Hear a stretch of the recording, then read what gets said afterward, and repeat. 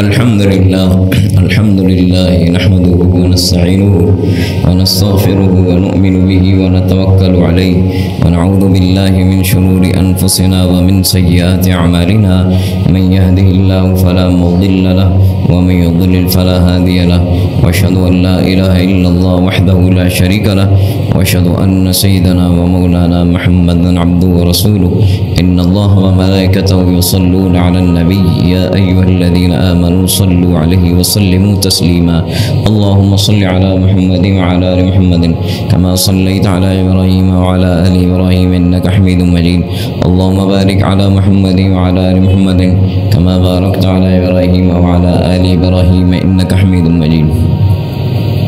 محترم حضرات، آپ نے پچھلے جمعہ ایک بات سنی کہ اللہ تعالیٰ نے اپنے پیغمبر حضرت محمد صلی اللہ علیہ وسلم کو بھیجا، اور یہ حضرت ابراہیم علیہ السلام کی دعا تھی جو انہوں نے اپنی کی کہ میری اولاد میں یہ پیغمبر پیدا ہوں، اور اس میں آپ کے جو نبوت کے جو فرائض منصبی تھے اس میں ایک کا ذکر پچھلی دفعہ آپ نے سنا، یتلو علیہم آیاتی، کہ اللہ کے رسول صلی اللہ علیہ وسلم اللہ کی کتاب کی آیات پڑھتے ہیں، ان کو سناتے ہیں اور سکھاتے ہیں، آیات سکھاتے ہیں۔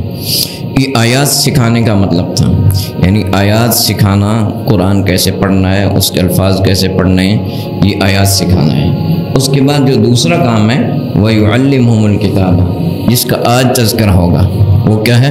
وَيُعَلِّمُهُمُ الْكِتَابَ، آپ قرآن کی جو احکامات ہیں وہ بھی سکھاتے ہیں، قرآن کا مطلب بھی سکھاتے ہیں، اور اس میں جو اللہ نے احکامات دیے ہیں اس کی جو تشریحات ہیں وہ بھی سکھاتے ہیں، والحکمہ، اور آپ حکمت بھی سکھاتے ہیں۔ تو آج کے درس میں صرف دو چیزیں آپ نے غور کرنا ہے کہ اللہ کے رسول صلی اللہ علیہ وسلم کے فرائض منصبی میں ہے کہ آپ اللہ کی کتاب سکھاتے ہیں، سکھانے کا مطلب ہے اس کا مطلب بتاتے ہیں، اس کی تشریح بتاتے ہیں، اس کے والحکمہ، اور آپ حکمت سکھاتے ہیں۔ حکمت سے کیا مراد ہے؟ آپ صلی اللہ علیہ وسلم کی جو سنت ہے، آپ کی جو زندگی ہے، وہ خواہ آپ کے ارشادات ہوں وہ بھی آپ کی زندگی، خواہ وہ آپ کی عملی زندگی ہو، کیسے آپ نے گزاری وہ بھی حکمت ہے، آپ کے ارشادات بھی حکمت ہیں، کسی چیز کو حکم دیا وہ بھی حکمت ہے، کسی چیز سے منع کیا وہ بھی حکمت ہے، کسی چیز کو وضاحت فرمائی وہ بھی حکمت ہے۔ آپ کی جتنی زندگی ہے، خواہ اس کا قول سے تعلق ہو، عمل سے تعلق ہو، جس طرح بھی ہو، وہ حکمت ہی حکمت ہے، حکمت وہی ہے، اور اس کے علاوہ کوئی حکمت نہیں ہے۔ اور اگر کوئی حکمت پیدا ہوتی ہے تو اسی کی روشنی میں ہے، وہی حکمت ہے، جو اس کی روشنی سے ہٹ کر ہے وہ حکمت نہیں ہے۔ تو حکمت سے مراد رسول کریم صلی اللہ علیہ وسلم کی تعلیمات ہیں اور زندگی ہے، یہ حکمت ہے۔ اب یہاں یہ سمجھنا ہے قرآن کی تعلیم اور حکمت کی تعلیم دونوں چیزوں کا ذکر ہے۔ اب اللہ کی کتاب، قرآن اللہ کی کتاب ہے، اس امت کے لیے اللہ کی کتاب قرآن ہے۔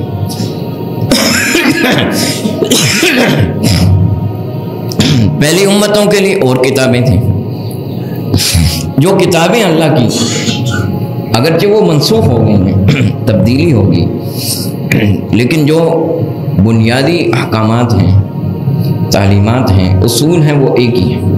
لیکن اب ان کتابوں میں وہ چیزیں نہیں ملیں گی کہ وہ مکمل تحریف ہو گئی ہیں، اور اب حکم اس قرآن کو پڑھنے کا ہے۔ تو اللہ تعالیٰ نے ذکر کیا کتاب دینے کا دو پیغمبروں کا، ان دو پیغمبروں کا ذکر کرتے ہیں، پچھلے دو پیغمبروں کا، ایک حضرت یحییٰ علیہ السلام، دوسرے حضرت عیسیٰ علیہ السلام، ان دونوں کا ذکر کرتے ہیں، اور ان دونوں کو کتاب دینے کا ذکر کیا۔ اب اس کے بعد کیا ذکر ہے یہ سننا ہے آپ نے۔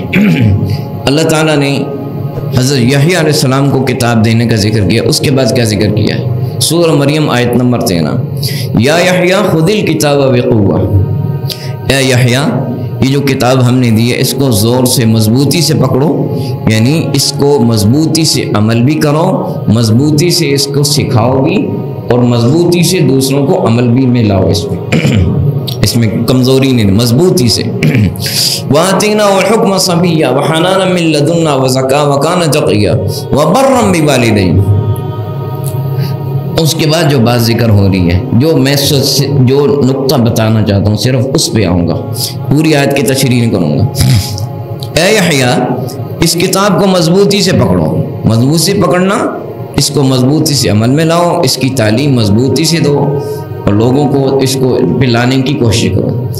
آگے فرمایا وَبَرًّا بِوَالِدَیْهِ، حضرت یحییٰ علیہ السلام اپنے ماں اور باپ دونوں کے ساتھ بہت نیک سلوک کرنے والے تھے، بہت نیک سلوک کرنے، بہت زیادہ نیکی، جو نیکی کا جو طریقہ دین نے بتایا وہ ہے، پیغمبر اسی کے مطابق نیکی کرتے ہیں، تو بہت زیادہ نیکی کرنے والے ہیں۔ کتاب کے بعد، کتاب کی تعلیم حاصل ہونے کے بعد ماں باپ کے ساتھ نیکی کا ذکر ہے۔ یہی ذکر حضرت عیسیٰ علیہ السلام کے بھی اللہ نے بیان کیے ہیں، یہی ذکر سورہ مریم میں آیت نمبر 33، قال انی عبد اللہ آتانی الکتاب۔ حضرت عیسیٰ علیہ السلام ابھی ماں کی گود میں تھے، وہاں بول پڑے انی عبد اللہ، نو مولود ہیں، آتانی الکتاب وجعلنی نبیہ، اللہ نے مجھے کتاب دی۔ اور اس کے بعد ذکر کرتے کرتے جو نقطہ ہے اس پہ آتا ہوں، وَبَرًّا بِوَالِدَتِی، اور اللہ نے مجھے اپنی ماں کے ساتھ نیکی کرنے والا بنایا، ماں کے ساتھ۔ حضرت زکریا، حضرت یحییٰ کی بات آئی تو ماں اور باپ، حضرت عیسیٰ کی بات آئی تو ماں، کیونکہ حضرت عیسیٰ کے والد نہیں تھے، اللہ کے حکم سے پیدا ہوئے، تو ان کی والدہ حضرت مریم تھی۔ تو کتاب کی تعلیم کے بعد، کتاب کے ملنے کے بعد دونوں آیتوں میں دونوں پیغمبروں کے ساتھ ایک بات دونوں نے ذکر کی کہ مجھے ماں باپ کے ساتھ نیکی کرنے والا بنا ہے۔ اس سے کیا بات معلوم ہوتی ہے؟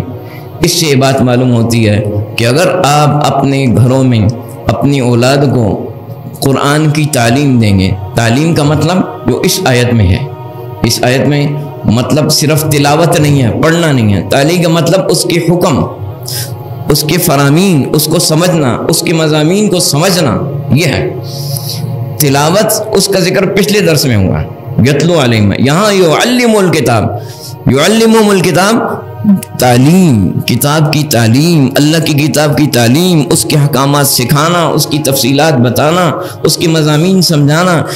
اگر یہ چیز اپنے گھروں میں کریں گے تو اس کے نتیجے میں یہ دونوں آیتیں پچھلے پیغمبروں کے ساتھ منسلک ہیں، ان کا ذکر ہے، اور اس میں کتاب ملنے کے بعد ماں باپ کے ساتھ نیکی کا ذکر ہے۔ اس سے بات معلوم ہوئی کہ آپ بھی اگر اپنے گھروں میں قرآن کے احکامات کی تعلیم دیں گے تو آپ کی اولاد سب سے پہلا نتیجہ یہ نکلے گا کہ آپ کے ساتھ نیکی کرے گی، سب سے پہلا آپ کو یہ بدلہ ملے گا کہ آپ کی اولاد فرمانبردار ہوگی۔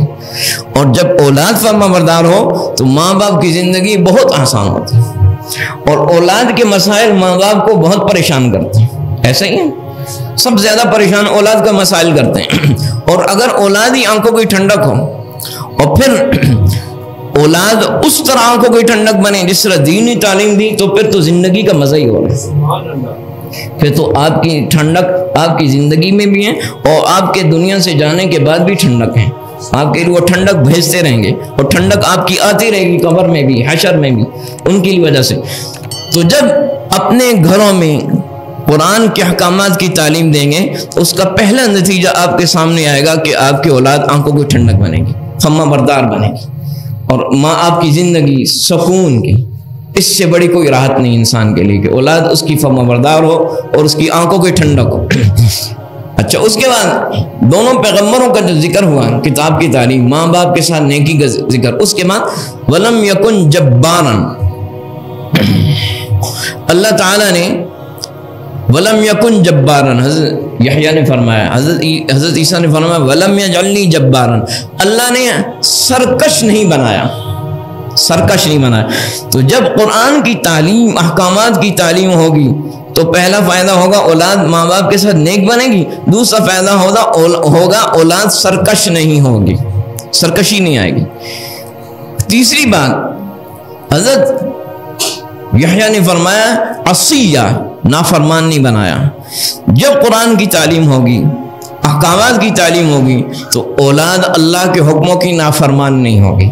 جب اللہ کے حکموں کی نافرمانی ہوگی تو آخرت کے عذاب سے بھی بچے گی اور دنیا میں اللہ کی پکڑ سے بھی بچے گی، مصائب سے نجات ہوگی۔ اگر اللہ کی پکڑ سے بچ گیا تو مصائب سے نجات ہوگی، رحمت ہی رحمت ہوگی۔ اور حضرت عیسیٰ علیہ السلام نے فرمایا وَلَمْ يَجْعَلْنِي جَبَّارًا شَقِيًّا، اللہ نے مجھے بدبخت نہیں بنایا۔ جب کتاب کی تعلیم ہوگی، کتاب کی تعلیم کے بعد ہی ذکر ہے، اس میں نقطہ نکال رہا ہوں، اس میں سمجھنے کا پوائنٹ ہے کہ جب اولاد کو قرآن کی تعلیم ہوگی، اولاد ماں باپ کے ساتھ نیک بھی ہوگی، اولاد ماں سرکش بھی نہیں ہوگی، اللہ کی نافرمان بھی نہیں ہوگی، شقیہ اور اولاد بدبخت بھی نہیں ہوگی، بدبخت نہیں ہوگی۔ بدبخت کا مطلب بد نصیب، جو اللہ کے ہاں سے بدبخت ہے، جس کا نصیب ہی کوئی نہیں، برا بخت ہے، یہ بدبخت ہے، بدبخت بھی نہیں ہوگی۔ یہ کتنا بڑا فائدہ ہے، کتنا بڑا فائدہ ہے قرآن کے احکامات کی تعلیم گھر میں دینے۔ اب اس کو ایک اور آیت سے سمجھیں، یہ اور آیت بھی اسی طرح کی ہے، سورہ بقرہ آیت نمبر 151، یہ بھی مضمون سورہ بقرہ کا ہے، اور یہ دوسری آیت، اس میں اللہ تعالیٰ فرما رہے ہیں وَيُعَلِّمُهُمُ الْكِتَابَ وَالْحِكْمَةَ وَيُعَلِّمُكُم مَّا لَمْ تَكُونُوا تَعْلَمُونَ۔ یہ پیغمبر محمد رسول اللہ صلی اللہ علیہ وسلم کتاب کی تعلیم دیتے ہیں، قرآن کی تعلیم، والحکمہ اور حکمت کی تعلیم دیتے ہیں، وَيُعَلِّمُكُم مَّا لَمْ تَكُونُوا تَعْلَمُونَ، اور تمہیں وہ کچھ سکھاتے ہیں جو تم جانتے نہیں تھے۔ اب اس آیت پہ غور کرنا، 1 منٹ کے لیے بات سمجھ میں آ جائے گی۔ اللہ تعالیٰ فرما رہے ہیں پیغمبر کتاب کی تعلیم دیتے ہیں اور سنت کی تعلیم دیتے ہیں، کتاب اور سنت کی تعلیم ہوگی۔ آگے فرمایا ہے اس وَيُعَلِّمُكُم مَّا لَمْ تَكُونُوا تَعْلَمُونَ، جو تمہیں نہیں آتا وہ بھی تمہیں سکھاتے ہیں۔ کیا مطلب ہے کہ جب اس سے بات سمجھ میں آتی ہے، جب اللہ کی کتاب کی تعلیم ہوگی، اللہ کے رسول کی حکمت کی تعلیم ہوگی، اس کے نتیجے میں اللہ دل میں ایسا نور ایمان دے دے گا، ایسا نور ہدایت دے دے گا کہ انسان دنیا میں اپنا نفع و نقصان سمجھنے لگ جائے گا، اور جو چیزیں اس کو پہلے سمجھ میں نہیں آ رہی تھیں، دنیا میں کیا کیا کرنا ہے اور کیا نہیں کرنا، کیا اچھا ہے کیا برا ہے، اس کتاب اور سنت کی تعلیم کے نتیجے میں اس کے دل میں جب نور ہدایت آئے گا تو اپنا نفع نقصان سمجھ میں آنا شروع ہو جائے گا۔ بات سمجھ میں آئی؟ اب اس کو دنیا کا نفع نقصان بھی سمجھ میں آنا شروع ہوگا۔ اب اس کے بعد فرمایا فَاذْكُرُونِي أَذْكُرْكُمْ، اگلی آیت ہے اسی سورہ بقرہ کے 152 نمبر آیت، فَاذْكُرُونِي أَذْكُرْكُمْ، اے بندو تم مجھے یاد کرو، میں تمہیں یاد کروں گا۔ تم مجھے یاد کرو، میں تمہیں یاد کروں گا۔ یہ تھوڑا سمجھنا ہے، تم مجھے یاد کرو گے، میں تمہیں یاد کروں گا، یعنی جب تم کتاب کی تعلیم جو اللہ نے دی ہے اور اللہ کے رسول کی حکمت کی تعلیم، سنت کی تعلیم اپنے گھروں میں اور اپنی ذات میں اور اپنے معاملات میں اس تعلیم کو جاری رکھو گے تو یہ اللہ کا ذکر ہے۔ یہ کیا اللہ کا؟ کیونکہ اس کے بعد جب ذکر کا بیان ہے فَاذْكُرُونِی، اور پہلے کتاب اور سنت کی تعلیم کا ذکر ہے، تو اس کا مطلب ہے کتاب اور سنت کی تعلیم بہت بڑا ذکر ہے، بہت بڑا ذکر، کیونکہ اس کے بعد اللہ نے ذکر کے بعد فَاذْكُرُونِی، تم مجھے یاد کرو، اذکرکم، میں تمہیں یاد کروں گا۔ یہ بات نہیں سمجھ میں آ رہی، آئے گی بھی نہیں، کیونکہ ہمارا لیول عمومی طور پہ ماشاءاللہ بڑے نیک لوگ بھی ہیں، لیکن عمومی طور پہ ایک دنیاوی لیول ہے، ذرا اس میں ذرا سمجھاتا ہوں۔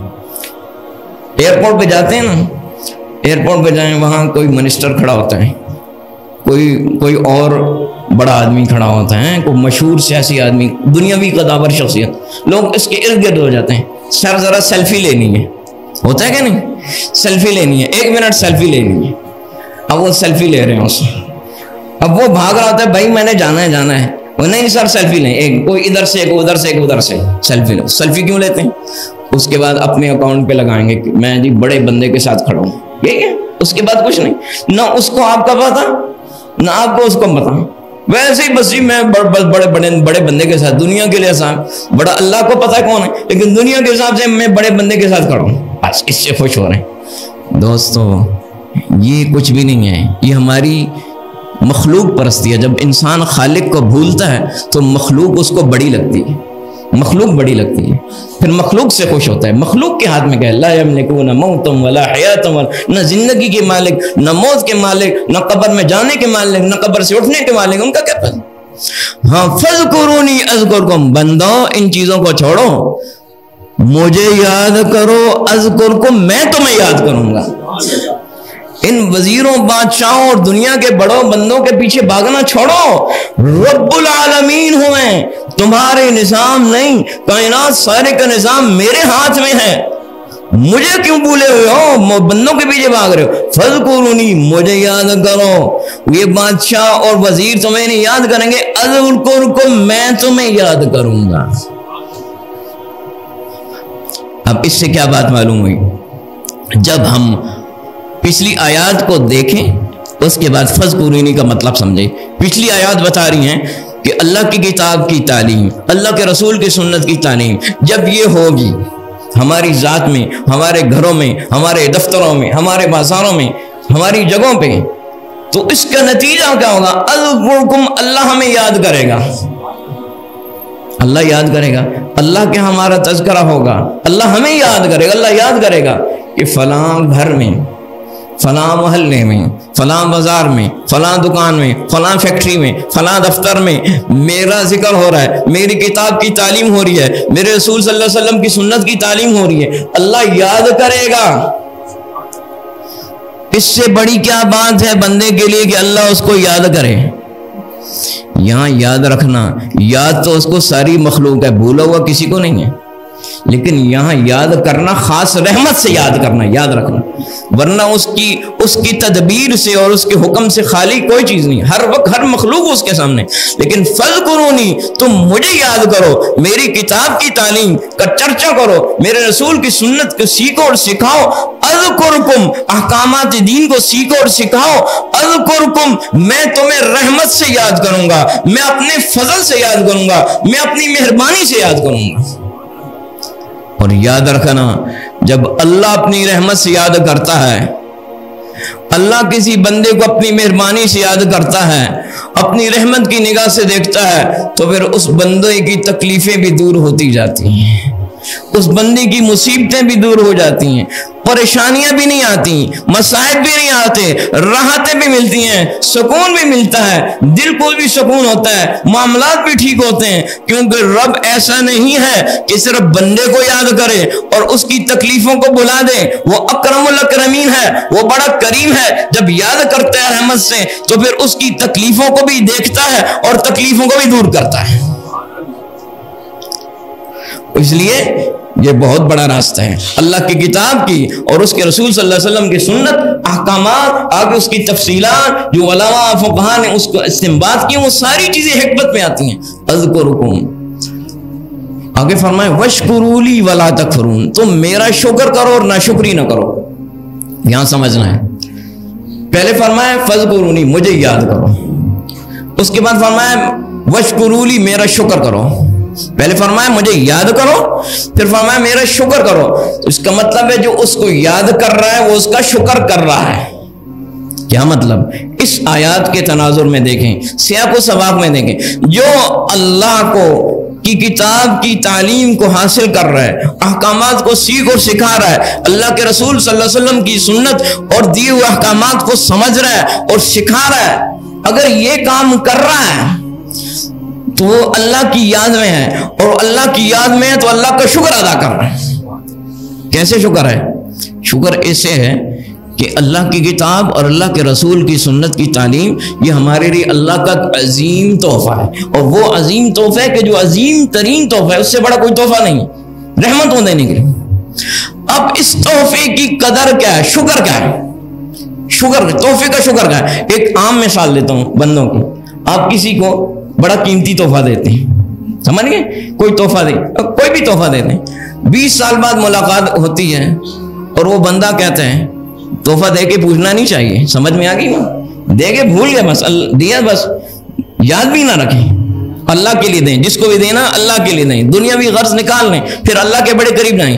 آپ نے اگر کسی کو کوئی چیز دی تحفے میں، ہدیے میں، 20 سال بعد وہ بندہ آپ کو ملتا ہے، کہتا ہے جی وہ آپ نے مجھے ایک چیز دی تھی، پتہ نہیں کدھر گئی، میں نے رکھ دی تھی، پتہ نہیں کہاں چلی گئی، گم ہو گئی ہے۔ ہاں، آپ خوش ہوں گے نہ خوش ہوں گے؟ بولیں نہ خوش ہوں گے نا بھائی، میرے تحفے کی اس نے قدر سمجھ میں آئی نا؟ دل میں تو خوشی ہوگی نا بھائی، میں نے اس کو چیز دی، اس کو پتہ نہیں، خیال نہیں کہاں چلے گی، اس نے خود ہی ذکر کیا، جی آپ نے چیز دی تھی، کوئی بے وقوف نادان ہو، جی آپ نے وہ چیز دی تھی، پتہ نہیں کدھر گئی ہے، وہ چیز دی تھی، وہ بڑی خرابی ہوگی 20 سال، تو آپ خوش ہوں گے نہ خوش ہوں؟ نہ خوش ہوں گے۔ اسی طرح اللہ کی کتاب، اللہ کے رسول صلی اللہ علیہ وسلم کی تعلیم، یہ بہت بڑا رحمت کا تحفہ ہے، اور جب اس تحفے کو ہم ذکر کریں گے، سیکھیں گے، سکھائیں گے تو رب خوش ہوگا کہ میری اس توفیق کی قدر کر رہے ہیں. یہ قدر ہوگی، فرمایا وشکروا لی، میرا شکر ادا کرو. شکر یہ ہے کہ اس تعلیم کو سیکھو اور سکھاؤ، یہ شکر ہے. اور اگر اس کو رکھ دو سائیڈ پہ تو یہ میری ناشکری ہے. ولا تکفرون، فرمایا اس سے منہ نہیں پھیرنا ورنہ ناشکری ہوگی. اتنے بڑا تحفہ جو تمہاری دنیا آخرت دین سارے کاموں کو، تمہاری معاش سیاست ہر کام کو سنبھالنے کے لیے میں نے بھیجا ہے، رحمت کا تحفہ. اس میری کتاب کو، میری ربی کی سنت کو تم نے چھوڑ دیا، سیکھا نہیں، سکھایا نہیں، توجہ نہیں دی، وقت نہیں دیا. ولا تکفرون، تم ناشکری کر رہے ہو، ناشکری نہیں کرنا. بس سمجھ میں آ گئی. اب اگلی آیت میں، اس سے پچھلی آیت ہے، اس میں اللہ تعالیٰ فرمایا وَلِأُتِمَّ نِعْمَتِي عَلَيْكُمْ، میں اپنی نعمت تم پہ مکمل کرنا چاہتا ہوں. وَلَعَلَّكُمْ تَهْتَدُونَ، تاکہ تم ہدایت پاؤ. وَلِأُتِمَّ نِعْمَتِي عَلَيْكُمْ، نعمت مکمل کرنا چاہتا ہوں.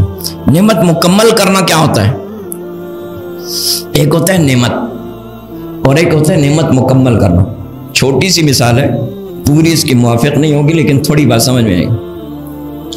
آپ ایک مل کے آنر بن گئے، آپ ایک مل کے مالک بن گئے، لیکن آپ کو پتہ نہیں میں نے مل کیسے چلانی، میں نے مل کو چلانا کیسے ہے. وہ مل نعمت ہوگی یا عذاب ہوگا؟ بولو، عذاب ہوگا نا، سارا کچھ برباد ہو جائے گا. جب اس کا استعمال کا طریقہ آپ کو آئے گا اور استعمال کا طریقہ کامیابی سے کر لیں گے تو فائدہ ہوگا، اور طریقہ آیا اور بیٹھے رہے کچھ کر نہیں سکے تو بھی نقصان. نعمت تب پوری ہوتی ہے جب آپ کو اس کا استعمال کا طریقہ آئے.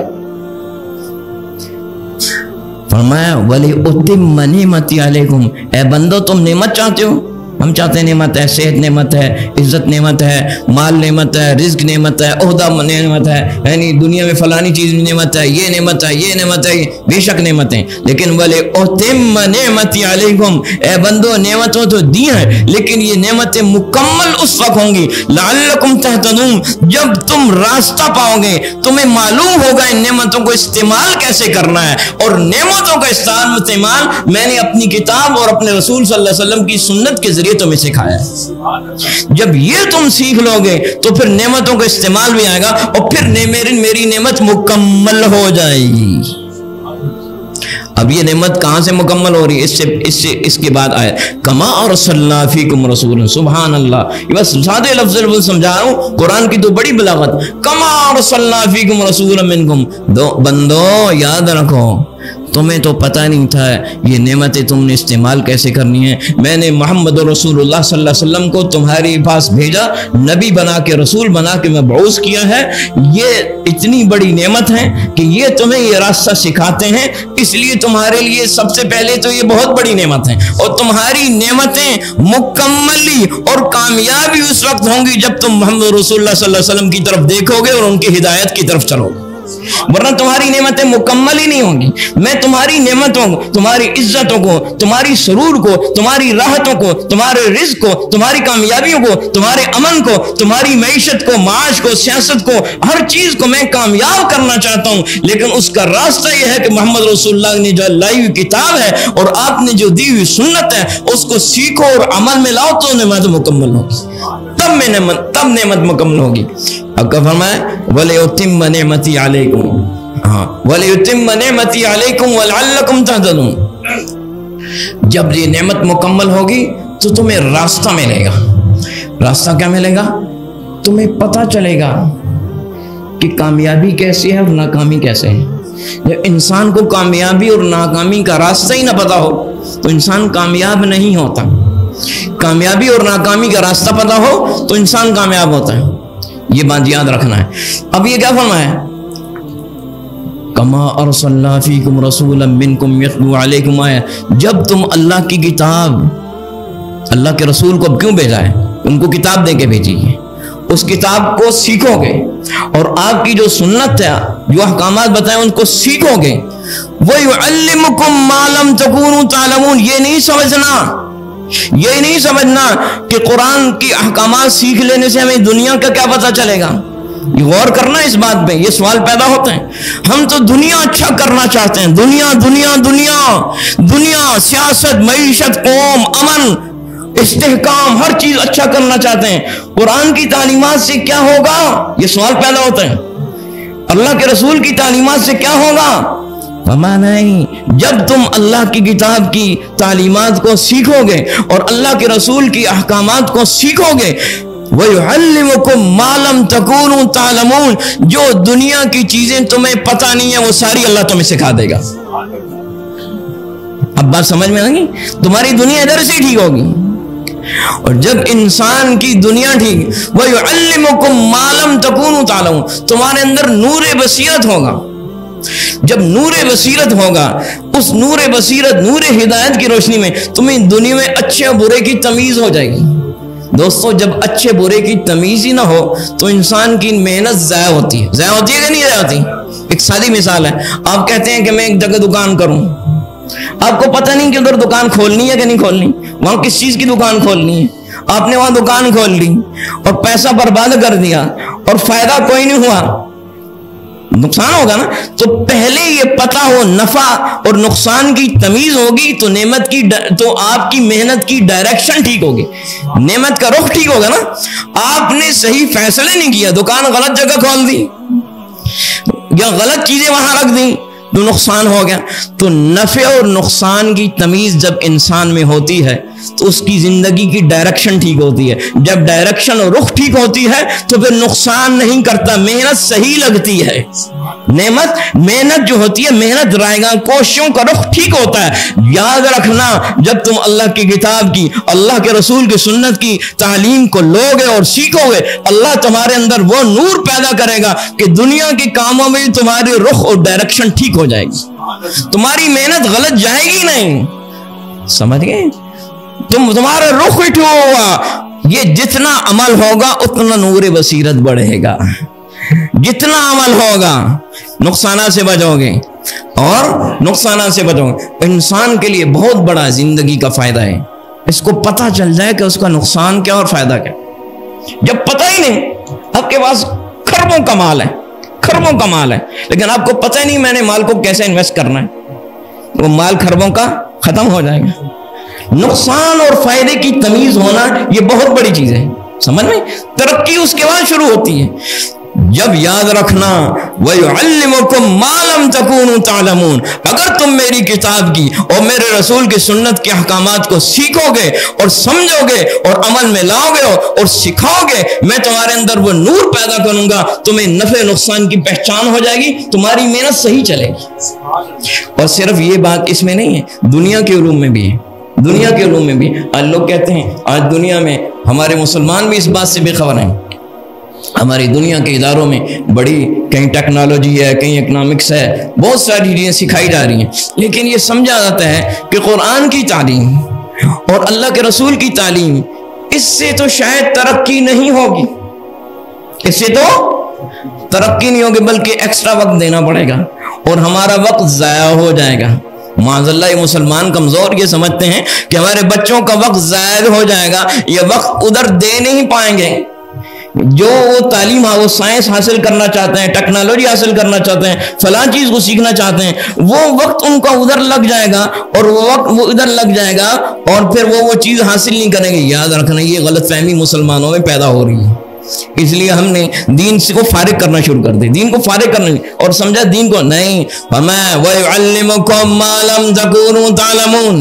ایک مثال دیتا ہوں، سائنسدان ہیں، کئی چیزوں پہ تحقیق کرتے ہیں، 50 سال تک تحقیق ہوتی ہے، ایک ریسرچ ہوتی ہے، 20 سال تک ریسرچ ہوتی ہے، 10 سال تک ریسرچ کے بعد پوری محنت، پورا مال، پیسہ اور ذہن لگتے ہیں، اس کے بعد کہتے ہیں اس کا نتیجہ کچھ نہیں نکلا، اب دوسری چیز پہ ریسرچ کرو۔ سمجھ میں آ گئی نا بات؟ اب کیا ہوگا؟ اب یہ ان کی ڈائریکشن ٹھیک نہیں ہوتی۔ ڈائریکشن، یہ ڈائریکشن کیسے ٹھیک ہوگی؟ ریسرچ کا رخ کیسے ٹھیک ہوگا؟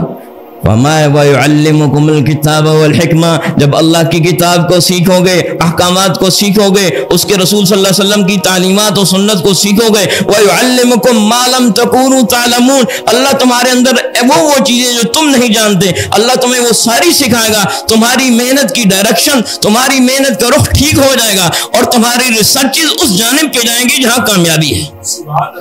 پھر تمہاری سائنس وہ کچھ نکالے گی کہ جو تم آج تک نکال نہیں سکے، تمہاری ٹیکنالوجی وہ کچھ دریافت کرے گی جو تم دریافت نہیں کر سکے۔ سمجھ میں آئی؟ وَيُعَلِّمُكُم مَّا لَمْ، اور اس کو اگلی ایک اور آیت سے سمجھنا ہے، إِنَّا نَحْنُ نَرِثُ الْأَرْضَ وَمَنْ عَلَيْهَا وَإِلَيْنَا يُرْجَعُونَ، سورہ مریم آیت نمبر 40۔ اس میں اللہ تعالیٰ کیا فرما رہے ہیں؟ اللہ تعالیٰ اس میں فرما رہے ہیں زمین کے وارث ہم ہیں، یعنی مالک ہم ہیں، وَمَنْ عَلَيْهَا، زمین کے مالک ہیں اللہ، صرف ومن علیہ، زمین کے اوپر جو مخلوق ہے اس کے بھی مالک ہیں، زمین کے اندر جو خزانے ہیں، جو دھاتیں ہیں، جو معدنیات ہیں، جو چھپی چیزیں، اس کے بھی ہم مالک ہیں، ہم مالک ہیں۔ تو مالک کو پتہ ہوتا ہے کہ کون چیز کیسی ہے۔ آپ ایک بیل خریدتے ہیں تو جو بیل کا مالک ہوتا ہے اس کو پتہ ہو یہ بیل مارتا ہے، یہ شریف ہے، اس کو پتہ ہوتا ہے نا، سادہ سی مثال ہے۔ تو اللہ ان دھاتوں کا مالک ہے، یہ جو زمین میں دھاتیں ہیں، کتنی معدنیات ہیں، یہ تو آہستہ آہستہ پتہ چل رہی ہیں ہاں؟ تو میں مالک ہوں، میں ان دھاتوں کا کیا استعمال ہے فائدے کا، یہ ہمیں معلوم ہے۔ جب تم میری کتاب کی تعلیم، اب جب تم میرے رسول کی سنت کی تعلیم کو حاصل کرو گے تو میں تمہارے اندر وہ نور رکھ دوں گا کہ ان جتنی دھاتیں ہیں، جتنی معدنیات ہیں، ان کا تمہیں صحیح اور بہترین استعمال میں سکھاؤں گا۔ سمجھ میں آئی؟ پھر تمہاری وہ ترقی ہوگی دنیا کی اور سائنس کی جو دنیا دیکھے گی، جو کبھی کسی نے نہیں کی۔ دنیا حیران ہو جائے گی، کیوں کہ ان دھاتوں کا مالک میں ہوں۔ دوسری چیز یہ سمجھنی ہے، دھاتوں کا مالک میں ہوں، نحن نرث الارض، جب مالک میں ہوں، خزانوں کا مالک میں ہوں، تو جب تم میری کتاب کی تعلیم لوگے، میرے رسول کی سنت کی تعلیم لوگے، میرے فرمانبرداری کا راستہ اپناؤ گے، ان سارے خزانوں کا مالک میں ہوں، یہ خزانے تمہارے قدموں میں ڈال دوں گا۔ مالک میں ہوں، میں مالک ہوں، میں۔ آج دنیا میں جو اتنی بڑی جنگیں ہو رہی ہیں یا بڑے قبضے ہو رہے ہیں اور بڑے نظام، یہ معدنیات اور بڑے بڑے ذخائر کی بڑی جنگیں، ایسے ہی ہیں، وسائل پہ قبضہ، دنیا کے وسائل پہ قبضہ کر لیا جائے، اور پھر وہ قبضہ کرنے والے استعمال کریں اور دوسروں کو غلام بنائیں اور دوسرے ان سے بھیک مانگے اور غریب اور وہی سارے قبضے کریں۔ نہیں فرمایا، یاد رکھنا جب تم میری کتاب کی، میری سنت، رسول کی صلی اللہ علیہ وسلم کی سنت کی تعلیم کو سیکھو گے اور عمل کرو گے، ان خزانوں کا میں مالک ہوں، یہ خزانے تمہارے قدموں میں ڈالوں گا۔ اس لیے ڈالوں گا کہ یہ خزانے میں نے کچھ بندوں کے لیے نہیں رکھے، یہ اپنی ساری مخلوق کے لیے رکھے ہیں، تمہارے قدموں میں ڈالوں گا، پھر تم ان کو بہترین طریقے سے مالک بن کے دنیا میں تقسیم کرو گے اور رحمتوں کو بانٹو گے، اور دنیا میں امن آئے گا، دنیا میں سکون آئے گا۔ یہ ہدایت بندہ یافتہ بندوں کے تقسیم کروں گا۔ تو ابتدا کہاں سے ہوگی؟ ابتدا تو وہاں سے ہوگی جب اللہ کی کتاب کے احکامات کو سیکھیں گے اور اس کے رسول صلی اللہ علیہ وسلم کی سنت و طریقوں کو سیکھیں گے، تو پھر اچھے و برے کے تمیز بھی آئے گی اور ہماری محنت کا رخ بھی ٹھیک ہوگا، اور دنیا کے خزانوں کا مالک بھی اللہ بنائے گا۔ دنیا کی رحمتوں کے خزانہ، آخرت کی رحمتوں کے خزانہ سب کچھ ملیں گے، لیکن راستہ اس کا یہی ہے۔ اللہ تعالیٰ مجھے، آپ اور پوری امت کو اس کی توفیق نصیب